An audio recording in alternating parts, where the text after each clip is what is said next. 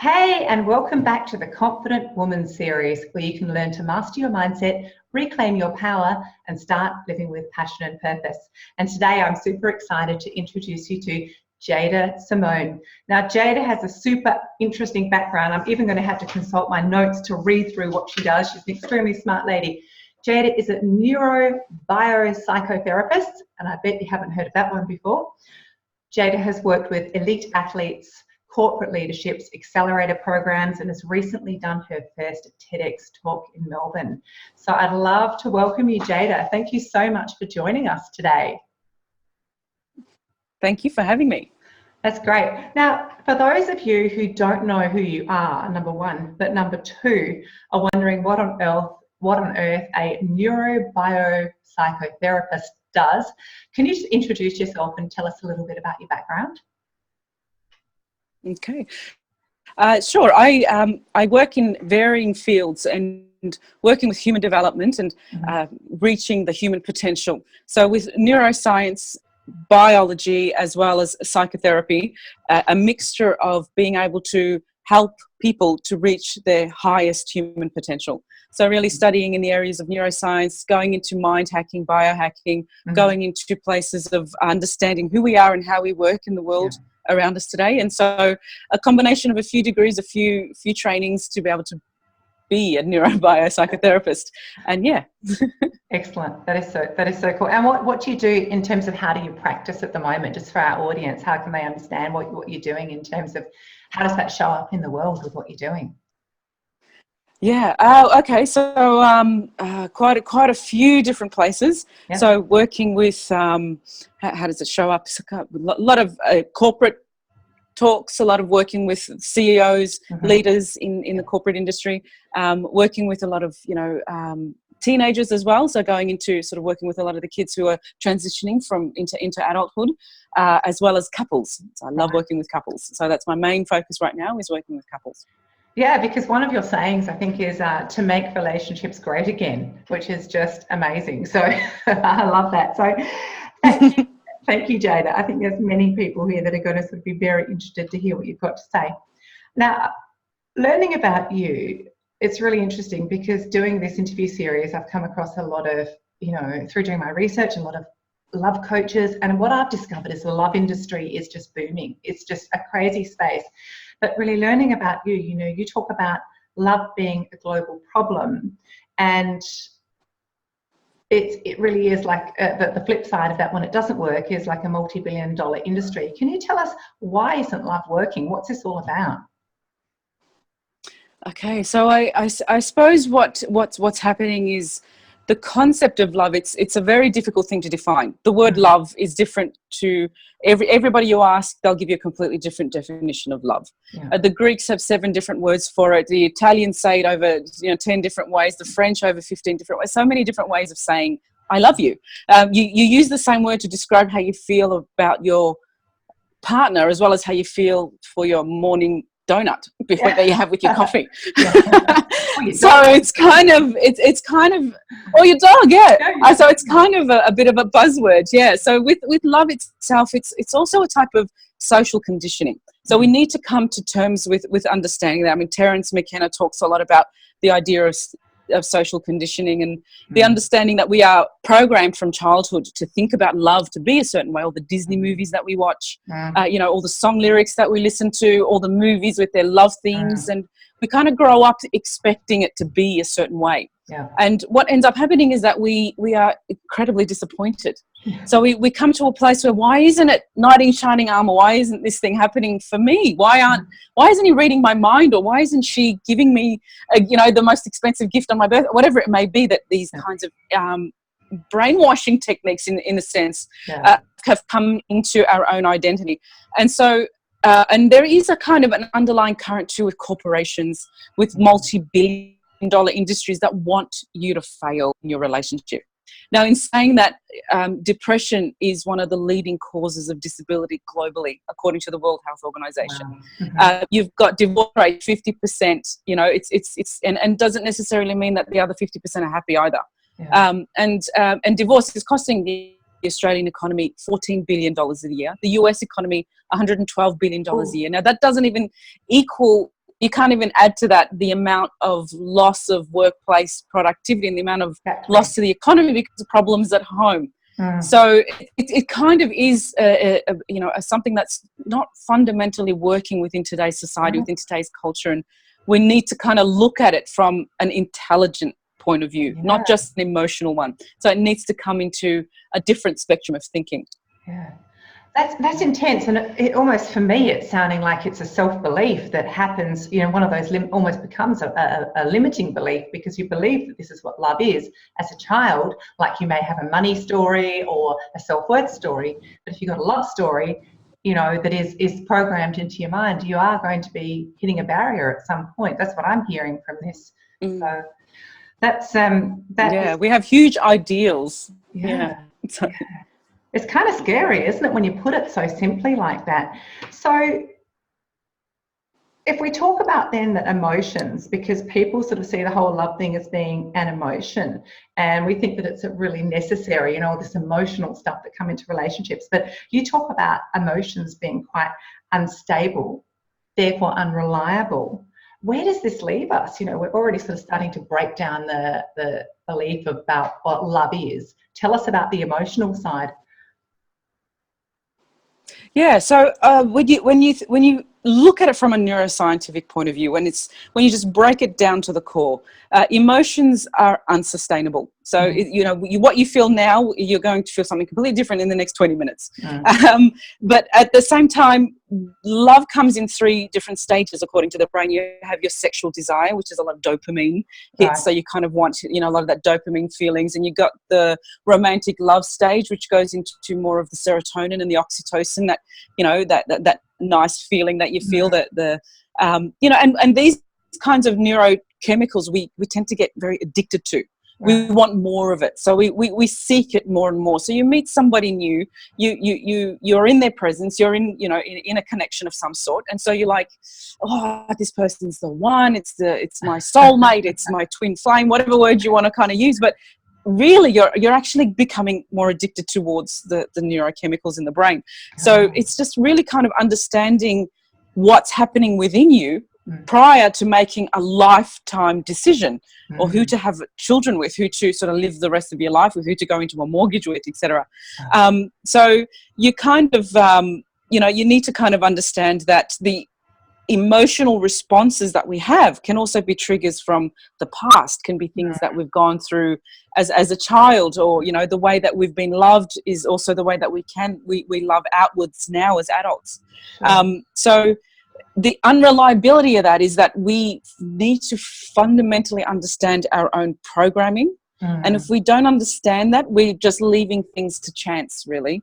And this is why a lot of relationships tends to kind of falter. They don't really become successful, as in the day of social media and swiping right and all these kinds of dating apps and things. People are not like losing that deeper connection, and it's all just becoming let's just go into this addictive stages of these neurochemicals. Let's just get more dopamine hits, let's just get more serotonin hits, whatever it is that they feel that they need. But it's leaving us a lot more lonely. It's leaving us a lot more unfulfilled. We just keep on going into withdrawal periods from all these, the transmitters in our brain. So it's just really understanding where that all comes from will give you a level up in your relationships, in your connection with people.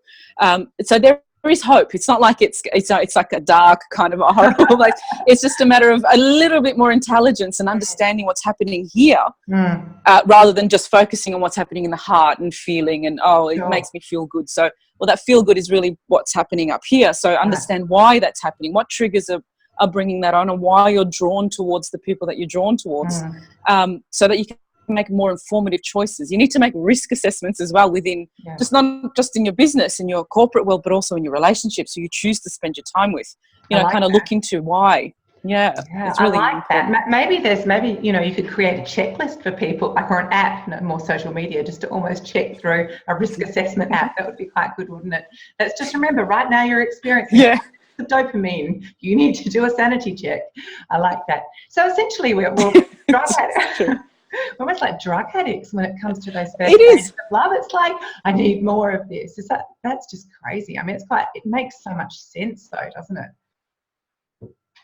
Yeah. Okay. Look, thanks for sharing that. I think the message that I'm hearing there and for the audience is to just really master your mindset when you're falling in love or going out or having a relationship, because it's, you control your brain. That's it's really interesting. So if we know that emotions are unstable, love is just a belief that we were brought up with and it's going to be different for everybody. It's really starting to shatter the whole idea, which is not a bad thing, of what we think all this is. What we're talking about, men and women becoming more mindful of what's going on in their brains and the chemical reactions when you meet somebody. You might be starting a relationship and it's all exciting, you're in the honeymoon period. But what other things can we be doing to really hack our brains to, to move towards a more evolved relationship if you're already in a relationship? Sure. So basically we're living in an exponential age. So things are moving so quickly that we need to keep up. And I think relationships are one of those things that have laid stagnant for a little bit. Technology is booming, software, hardware, all these things are just moving really quickly. But the human interaction is kind of slowing down. So we need to create and develop our own reality. So a way of kind of biohacking into that is to gain tools to be able to do that. And with the ability to bring intelligence into your relationships. And one of the best ways is to begin with what we call a shadow walk. So the shadow is that deeper part of ourselves, all that baggage and all that experiences that we've brought in from our past that comes into all our relationships, sometimes stays with us for a lifetime, whether it be traumas or, bad breakups. So clearing a lot of that inner baggage that we're carrying around with us is an essential component to a more intelligent relationship, to having more of an evolved relationship. And from there, sort of relearning ways of what's called bioenergetics, so clearing a lot of the body blockages that we have. Some people kind of psychosomatic disorders, inability to connect through the body, and they kind of have a lot of blockages there. So in essence, you're really kind of changing the past. So you're sitting there as a couple and saying, let's work on what we're bringing into this relationship so that we can clear it, because it's no longer serving us. It's not working for us right now.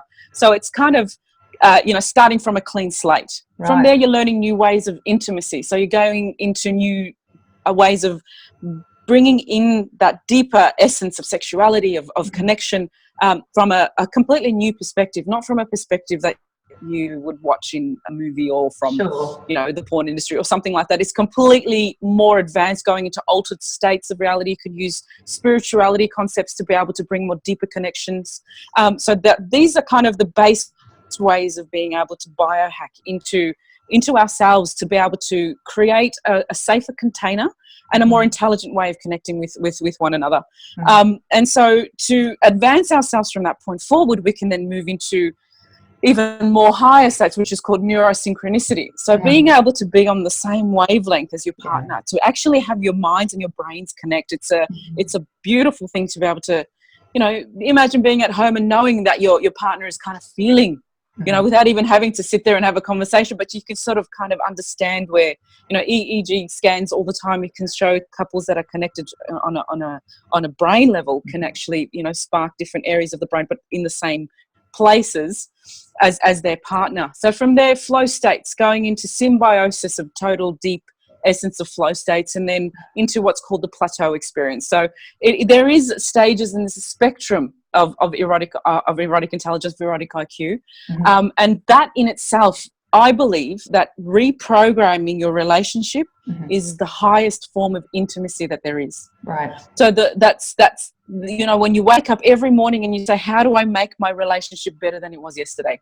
Yep. How can I make him or her happier than I did yesterday? What can I do to make this connection a lot more deeper than it was yesterday? That is the most ultimate type of intimacy that there is. So, in order to evolve that relationship, you need to work to reprogram it, to make it into its, best version of itself. Right.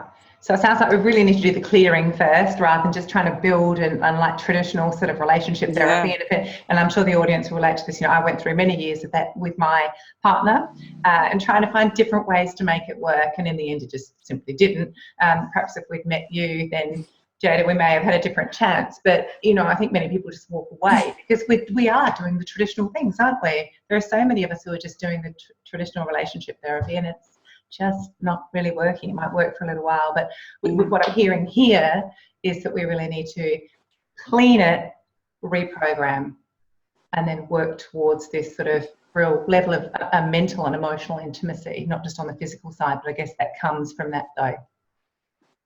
Yeah, so yeah, that's right. It's an evolution of love. Yeah, evolution. And then I guess, you know, the obvious thing would be to think is that only if your relationship is operating at a much higher level, then of course your relationship with your kids, your family, your work is all going to improve as well, because improved health outcomes, improved. Definitely. Is that what you're seeing with your clients?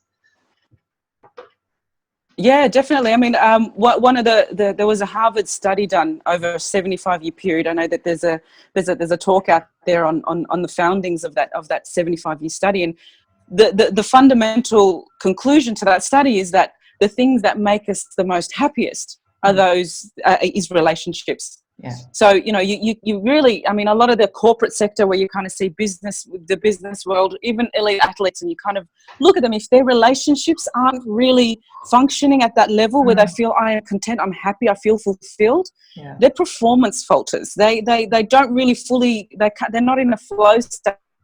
Yeah. They're not, you know, the productivity decreases, and it's an underlying issue that's not really addressed within the corporate world, within, you know, performance in itself. So it's something that, without doing that, it's either to you know, to understand that you're performing at maybe 50% level compared to being able to perform at 80 to 100%. And that's the fundamental basis. If you're having trouble with your children or with your wife or your husband or your parents, you know, these things do play a part. It's residue that goes into the rest of the world, into the rest of our reality. Yeah, and I think the old saying, leave it at the door when you come into the office. You know, my corporate background and corporate HR and organizational development is nonsense. People really struggle to do that. You can't just, you know, eradicate and wash this stuff off you if you really, we've lost her. Where's she gone? You're back again. Disappeared for a minute. It really does. And you see the amount of, you know, employee assistance that we've utilised, the amounts of counselling sessions and just sessions I'd hold with even executives when things weren't going well for them at home and their relationships were suffering. You'd absolutely see that in their performance. Absolutely. So it's about time. I'm really, you know, from a professional standpoint, I don't operate in that world anymore, but it's so good to hear that this work is happening. So some immediate action that our audience could take, if you could give, you know, our viewers two or three things that they could do immediately to say, this is the big picture. What could they do after watching you, hearing you, and obviously subscribing to your newsletter and looking at your website, listening to your TED Talk when it comes out? Tell me about what they could do immediately to help themselves and their relationships. I would suppose the first thing to be able to do is come into the deeper aspects of it, in order to think, have I got things that are, you know, playing a part in my relationship, in my life right now, that are triggers from the past? Am I still holding on to things? Am I still dwelling on things? Do I have triggers that are making me upset today from things that have long gone? And a lot of us carry a lot of those things around. You know, you might see an old friend and you still automatically remember that, I don't know, they took a pencil out of your pencil case in grade 3. Like, these things don't need to be remembered. You know, a breakup from 10 years ago, and that breakup may have been because of a betrayal. Do you have trust issues today? You know, are you unable to kind of relax when you're at work? Do you find it hard to meditate? Kind of look into your inner self and see those kinds of things. And if it's possible to actually just write it down, just kind of look at what makes you upset, what makes you angry, what makes you happy. Even look at your relationship and say, look at the areas that you kind of feel that you need to work on, because a lot of us don't look, you know, it's a mirror issue. Kind of us don't like to see it within ourselves, let alone we can see it very well in the other. But try to look at that within yourself and find why are these things, you know, causing you an issue, and that this is the key component to it, is to clear that within the shadows of our being. And I find that it's one of the hardest, but it's one of the most important things to do. Once you get rid of it and realize it's not serving you, life changes. It kind of works out to be, you feel a lot more lighter. You know, it becomes a lot more powerful. Just using these new tools for self-development is essential as one place to start. That's great. And I think talking about the triggers and understanding when you react a certain way, what's that all about, rather than blaming the world. I'm constantly having that conversation with my clients, even my own kids and my family, when you get a certain reaction, actually, what is that about? Is it really about what's just happened, or is it just triggered something within you? I find that's quite useful too. But you're the expert, so I'm listening to you. That's some great advice. So where can people find you? They can find you on your website. Do you want to just share what that is? I'm working with Project Plateau, which is the highest form of transcendence, and it's through plateauexperience.com. But through my websites, through my social links, which hopefully will be towards the end of the video, and just connecting from there, because I've got a lot of events and speaking gigs coming up, which is great, and hopefully be able to put some of these programs online for people to access. So it's just send me an email and subscribe to the newsletter on the website. jaidasimone.com is probably the easiest. And yeah, that's good. And we will absolutely, guys, we will put all of Jaida's links below this video. So all you need to do is click and you can connect in. Definitely recommend joining Jaida's email list. But just on that note, before we wrap up, I could talk to you all night, honestly, but we're not able to do that today. Maybe another time. But in terms of I was just about to ask you, you're talking about erotic IQ. Can you just tell us really quickly, because you're running some retreats as well. Is that just in Australia, or where do you do that? Yeah, we do the retreats globally. So we've got one next year in the Gold Coast as an Australian one, and that's really kind of going into high level peak performance flow states and plateau experience to really engage. As I mentioned, what the spectrum of the erotic IQ spectrum is bringing couples in through that shadow walk, through bioenergetics, all the way up towards the plateau experience. So at least to understand that it is a human potential. And in effect, it is a birthright to sort of reverse engineer ourselves, reprogram our relationships, and make relationships great again. Make relationships great again. That's beautiful. So it's all on the website. Yeah, absolutely. No, that's brilliant. And before we wrap up, Jaida, is there anything else you'd like to share with the audience? You've been so generous with what you've shared already, but is there anything else you'd like to share? I suppose one last thing is I heard this concept not long ago about the new definition of a billionaire. And people were talking about, it's not about having $1 billion, but affecting the lives of 1 billion people. And, we like exponential growth is happening all the time. And I feel like in order to feel like a billionaire, if you can get your message, whatever it is, across to 1 billion people, and we live in the day of technology, the age of technology, then ultimately that's a billionaire. That's the new definition of a billionaire. So with the work that I'm doing is what I would love to share with as many people as I can. And the more people that I can kind of help and work with, the richer one person feels within themselves. So I just want to kind of understand that that's the new definition of a billionaire or a millionaire, whatever it may be, small or big, but positively affecting the lives of others is a life mission. So that is beautiful. That's beautiful. Look, Jaida, thank you so much. It's been absolutely brilliant to have you on the series. Thank you so much for your time, and hopefully there's been some really good takeaways for our viewers today, because I've certainly taken a lot of takeaways. So thank you again. Thank you. Thank you for having me. My pleasure. Bye.